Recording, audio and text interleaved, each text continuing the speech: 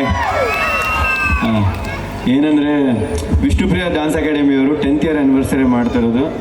It's a big achievement ಅಂತ ಹೇಳ್ಬೋದು. Because ಒಂದು ಡ್ಯಾನ್ಸ್ ಕ್ಲಾಸ್ ನಡೆಸಬೇಕು ಅಂದರೆ ಅಷ್ಟು ಈಸಿ ಅಲ್ಲ. ಪಲಾಶ್ ಅವರು ತುಂಬ ಕಡೆ ಕೆಲಸ ಮಾಡಿದ್ದಾರೆ. ಫಾರ್ ಎಕ್ಸಾಂಪಲ್ ನಮ್ಮ ಹತ್ರ DKDಯಲ್ಲಿ ಕೆಲಸ ಮಾಡಿದ್ದಾರೆ, ಬೇರೆ ರಿಯಾಲಿಟಿ ಶೋಸ್ ಕೂಡ ಕೆಲಸ ಮಾಡಿದ್ದಾರೆ, ಮತ್ತು ಮಕ್ಕಳಿಗೆಲ್ಲರಿಗೂ ಒಳ್ಳೆ ವೇದಿಕೆ ಕೊಡ್ತಾ ಇದ್ದಾರೆ. ಸೊ ಈ ಥರ ಒಳ್ಳೆ ಮಾಸ್ಟರ್ಸ್ಗೆ ಒಳ್ಳೆ ಫ್ಯೂಚರ್ ಇದೆ. ಅದರ ನಂತರ ಅವ್ರ ಬಗ್ಗೆ ನಾನು ಸ್ವಲ್ಪ ಕೆಲವೊಂದು ವಿಷಯಗಳು ಕೇಳ್ಪಟ್ಟೆ ರೀಸೆಂಟಾಗಿ, ನನಗೆ ಗೊತ್ತಿರಲಿಲ್ಲ. ಸೊ ಆಲ್ಬಮ್ಸ್ ಎಲ್ಲ ಮಾಡ್ತಾರೆ, ಆರ್ಟಿಸ್ಟ್ ಆಗಿ ಮಾಡ್ತಾರೆ, ಆ್ಯಕ್ಟರ್ ಆಗಿ ಮಾಡ್ತಾರೆ, ಈವನ್ ಪ್ರೊಡ್ಯೂಸರ್ ಆಗಿ ವರ್ಕ್ ಮಾಡ್ತಾರೆ. It's a multi talent bundle ಅಂತ ಹೇಳ್ಬೋದು.